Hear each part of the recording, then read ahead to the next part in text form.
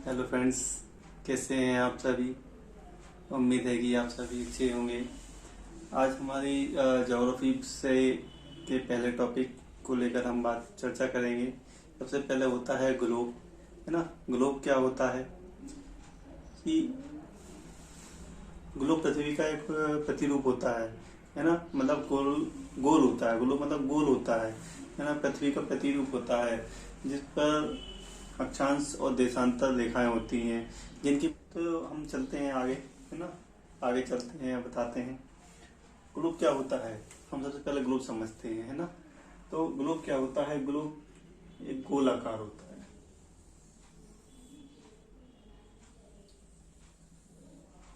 Globe गोल होता है ना। तो ग्लोब, अब ग्लोब के मध्य रेखा होती है जिसे हम भूमध्य रेखा बोलते हैं। अब भूमध्य रेखा का काम क्या होता है, ग्लोब को दो भागों में विभाजित करती है। ठीक है, ये होती है 0 डिग्री अक्षांश, इसे हम बोलते हैं अक्षांश रेखा, है ना। इसको हम बोलते हैं अक्षांश रेखा। ठीक है, इस 0 डिग्री भूमध्य रेखा को ही 0 डिग्री अक्षांश रेखा को ही हम भूमध्य रेखा भी बोलते हैं और विषुवत रेखा भी बोलते हैं, या इक्वेटर लाइन भी इसे ही हम बोलते हैं। तो ठीक है, तो 0 डिग्री अक्षांश रेखा क्या होती है कि जो ग्लोब को दो भागों में विभाजित करती है या पृथ्वी को दो भागों में विभाजित करती है ना। 0 डिग्री अक्षांश रेखा। ठीक है, तो ये होता है उत्तरी ध्रुव,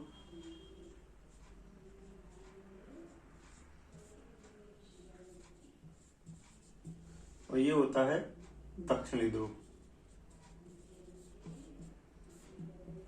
ठीक है, ये होता है आपका पूर्व, ये होता है आपका पश्चिम। ठीक है दोस्तों, तो ये 0 डिग्री होती है। इसके बाद आती है हमारी ये 23.5। इसके बाद आती है हमारी ये 66.5। ठीक है, ये उत्तरी गोलार्ध में है। इसी तरीके से हमारे दक्षिणी गोलार्ध में भी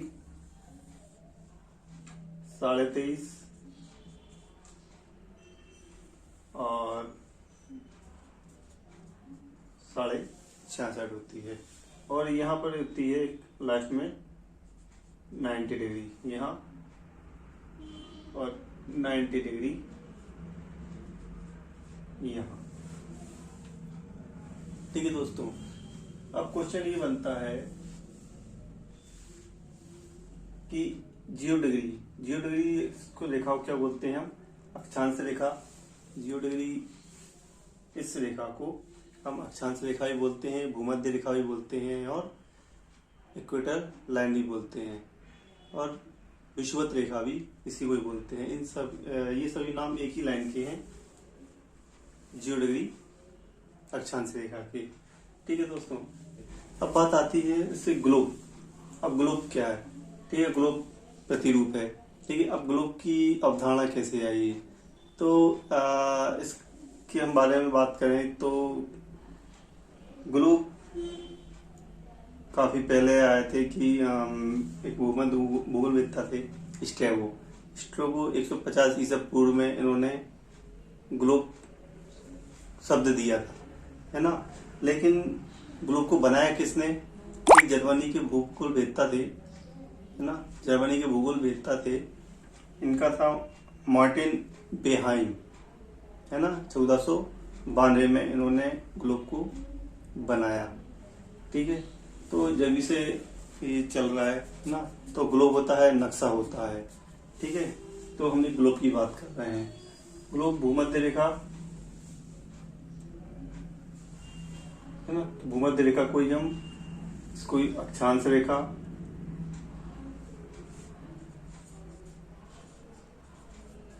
भूमध्य रेखा, विषुवत रेखा या इक्वेटर लाइन, है ना। इसी को कहते हैं। ठीक है, अब 23.5 डिग्री उत्तरी अक्षांश। ठीक है, तो इस 23.5 डिग्री उत्तरी अक्षांश को हम बोलते हैं कर्क रेखा। ठीक है, और 23.5 डिग्री दक्षिण अक्षांश को हम बोलते हैं मकर रेखा। ठीक है दोस्तों, ठीक है, 0 डिग्री अक्षांश रेखा को बोलते हैं हम भूमध्य रेखा। ठीक है, 0 डिग्री अक्षांश रेखा को बोलते हैं हम भूमध्य रेखा। 23.5 डिग्री उत्तरी अक्षांश को बोलते हैं हम कर्क रेखा, और 23.5 डिग्री दक्षिण अक्षांश को बोलते हैं हम मकर रेखा। ठीक है, इसके बाद ये आता है 66.5 डिग्री उत्तरी अक्षांश, इसको हम बोलते हैं, ठीक है, इसको हम बोलते हैं आर्कटिक अक्षांश रेखा, है ना, इसे हम बोलते हैं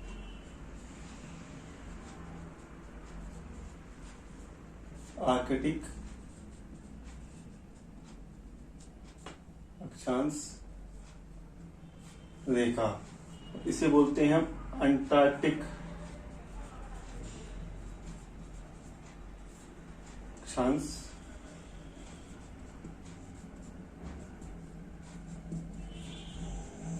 रेखा। ठीक है, ये सारी चीजें होती हैं। ठीक है, तो ये होती है अक्षांश, है ना, जैसा कि है 0 डिग्री अक्षांश रेखा। ठीक है, तो ग्रुप पर खींची गई आड़ी रेखाएं, है ना, ग्रुप पर खींची गई आड़ी रेखाएं, है ना, उन्हें हम अक्षांश रेखा बोलते हैं। ठीक है, और इसी तरीके से ये खड़ी रेखाएं जो होती हैं,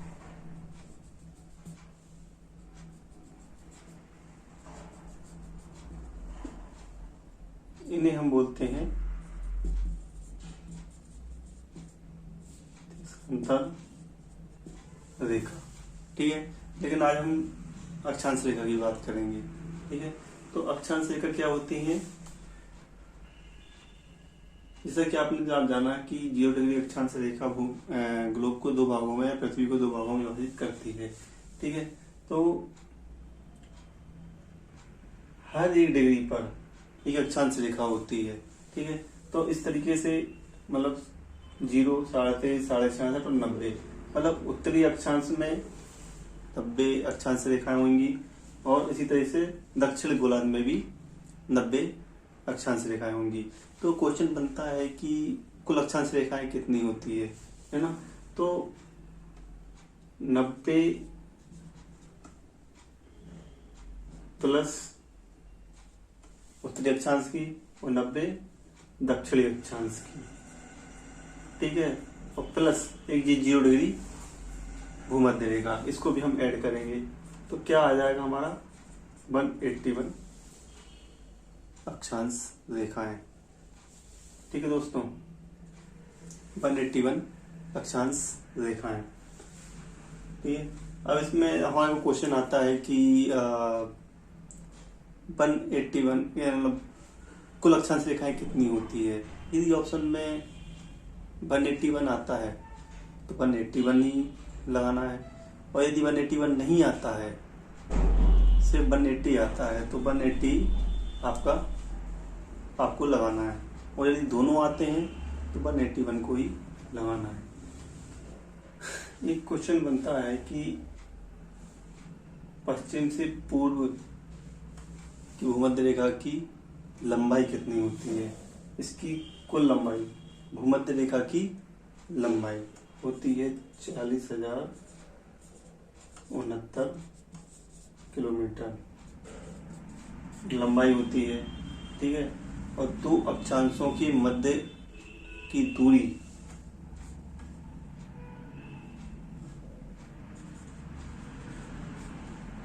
111 किलोमीटर होती है।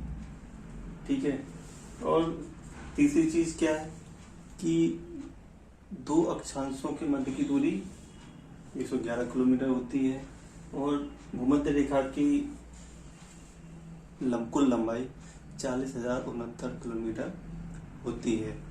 फिर हम आते हैं कि भूमध्य रेखा क्या होती है कि भूमध्य रेखा पर सर्वाधिक तापमान कहाँ होता है? भूमध्य रेखा पर होता है। क्यों भूमध्य रेखा पर क्यों तापमान सबसे ज्यादा अधिक होता है? क्योंकि भूमध्य रेखा पर सूर्य की किरणें लंबवत पड़ती हैं, सीधी पड़ती हैं, है ना। वो सबसे अधिक गर्म स्थान कौन सा होता है? भूमध्य रेखा होती है, ठीक है। सबसे अधिक गर्म दिन कौन सा होता है ना। एक क्वेश्चन बनता है कि सबसे गर्म दिन कौन सा होता है, ठीक है। तो 21 जून को 23.5 डिग्री अक्षांश 21 जून को सबसे अधिक गर्म होता है कर्क रेखा पर, है ना। अब कर्क रेखा पर क्यों होता है कि 21 जून को सूर्य की किरणें सीधी 23.5 डिग्री अक्षांश पर पड़ती हैं, इसलिए यहाँ का दिन क्या होता है? बड़ा होता है और रातें छोटी होती हैं, जिससे कि एक तो सूर्य किरणें लंबवत पड़ती हैं, सीधी पड़ती हैं, और दूसरा अधिक समय तक पड़ती हैं। इसलिए क्या होता है कि यहाँ पे गर्मी अधिक होती है। गर्मी अधिक होती है मतलब दिन बड़ा होता है और रात छोटी होती है। और इसी के अपोजिट दक्षिणी गोलार्ध में रातें बड़ी होती है और दिन छोटे होते हैं। मतलब यहाँ पे गर्मी पड़ती है तो यहाँ ठंडी पड़ती है उस दिन, है ना। यहाँ दिन बड़ा होता है तो यहाँ दिन छोटा होता है। यहाँ रातें बड़ी होती हैं तो यहाँ छोटी होती हैं। यहाँ दिन बड़ा होता है तो दिन छोटा होता है, इस तरीके से, ठीक है। यहाँ 22 सितंबर, ठीक 3 महीने बाद ये सूर्य की किरणें भूमध्य रेखा पर पड़ने लगती हैं 22 सितंबर को, है ना। तो इस पर पड़ने से क्या होता है कि 23.5 डिग्री उत्तरी अक्षांश से 23.5 डिग्री दक्षिणी अक्षांश से, तो यहाँ क्या होता है? गर्मी डिवाइड हो जाती है ना।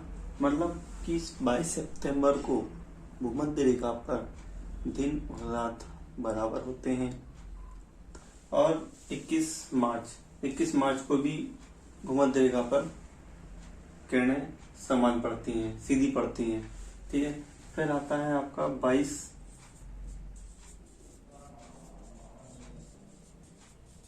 दिसंबर को क्या होता है कि जैसे कि 21 जून को कर्क रेखा पर सूर्य की किरणें लंबवत पड़ रही थी, है ना। तो इस तरीके से 22 दिसंबर को दक्षिणी गोलार्ध में 23.5 डिग्री दक्षिणी अक्षांश पर सूर्य की किरणें लंबवत पड़ती हैं, जिससे ये यहाँ पर क्या होता है? दिन बड़े हो जाते हैं और रातें छोटी हो जाती हैं। और इसी के अपोजिट उत्तरी गोलार्ध में क्या होता है? दिन छोटे हो जाते हैं और रातें बड़ी हो जाती है ना। ऐसा क्या होता है? क्योंकि 21, ठीक है।